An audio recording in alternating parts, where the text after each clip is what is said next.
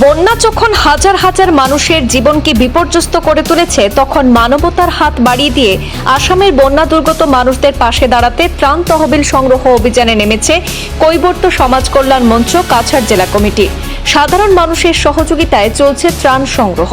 আজ বুধবার সংগঠনের উদ্যোগে শিলচর শহরের আশ্রম রোড এলাকায় আয়োজন করা হয় এক বিশেষ ত্রাণ তহবিল সংগ্রহ অভিযান।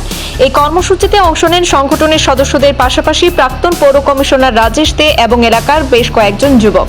এদিন তারা দোকান থেকে দোকানে ঘুরে সাধারণ মানুষের কাছে বন্যা দুর্গত পরিবারের জন্য আর্থিক সহযোগিতার আবেদন জানান। অনেকেই স্বতঃস্ফূর্তভাবে এই মানবিক উদ্যোগে অংশ নিয়ে ত্রাণ তহবিলে অনুদান প্রদান করেছেন। সংগঠনের পক্ষ থেকে জানানো হয়েছে, এই অভিযানে সংগৃহীত অর্থ দিয়ে বন্যা কবলিত এলাকার মানুষের জন্য খাদ্য সামগ্রী, পানীয় জল, নিত্য প্রয়োজনীয় জিনিসপত্র এবং অন্যান্য জরুরি সহায়তা পৌঁছে দেওয়া হবে। সংগঠনের সদস্যরা জানান, দুর্যোগের সময় শুধু সরকারের উপর নির্ভর না করে সমাজের প্রতিটি মানুষের এগিয়ে আসা প্রয়োজন। সকলের সাহায্য সহযোগিতাও দুর্গত পরিবারগুলির কাছে বড় সহায়তা হয়ে উঠতে পারে। যোরহাট এবং শিবসাগর জেলার বহু জায়গা বন্যায় প্লাবিত হয়ে গেছিল। আমরা যারা নিয়মিত নিউজ দেখি, সংবাদপত্র দেখি কিংবা ফেসবুক দেখি, আমরা দেখতে পেয়েছি অনেক মানুষ সেখানে মারা গেছেন, অনেক গবাদি পশু মারা গেছে এবং স্কুল কলেজ যা আছে, বই খাতা কলম সব নষ্ট হয়ে গেছে। ওখানে হয়তো ঘর বাড়ি আছে, কিন্তু সেই ঘর বাড়িতে বাসনপত্র নেই, গ্যাসের সিলিন্ডার নেই।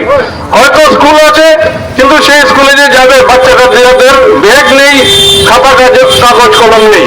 তো এই অবস্থাতে মানবিকতার খাতিরে আমাদের প্রত্যেক এখানে যারা আমরা সম্মানিত নাগরিকবৃন্দরা আছি, আমাদের ছোট ছোট প্রয়াসে তাদের পাশে যদি আমরা দাঁড়াতে পারি, আমাদের টুকটাক দানে ওনাদের হয়তো বৃহৎ লাভ হয়ে যাবে, ওনাদের আগামী দিনে আবার প্রতিষ্ঠিত হতে সাহায্য করবে। এই সংকল্প নিয়ে আমরা কৈবর্ত সমাজ কল্যাণ মঞ্চ কাছাড় জেলা কমিটির পক্ষ থেকে আশ্রম রোড বাজারে আমরা বেরিয়েছি। আপনারা যারা বিভিন্ন বাণিজ্য প্রতিষ্ঠানে ব্যবসা করছেন অথবা বাজার করতে এসছেন, সেই যে আমাদের শিবসাগর এবং যোরহাট জেলার তাদের কথা মনে করে যে যেরকম পারেন এই দান বক্সে আপনারা দান করবেন। আপনাদের প্রত্যেকের নাম এবং ফোন নাম্বার আমরা নিয়ে যাব।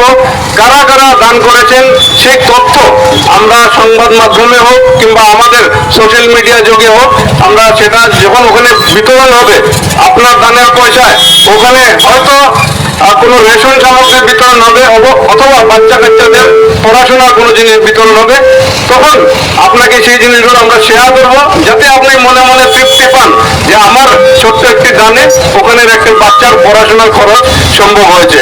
তো আমি আমাদের যারা বাক্স নিয়ে বেরিয়েছেন সবাইকে অনুরোধ করবো, বিভিন্ন দোকানে দোকানে গিয়ে যে যেটা দেয় কোনো দাবি নয়, মন থেকে যে যেটা দেয় সেটা সংগ্রহ করে আনার জন্য। ধন্যবাদ।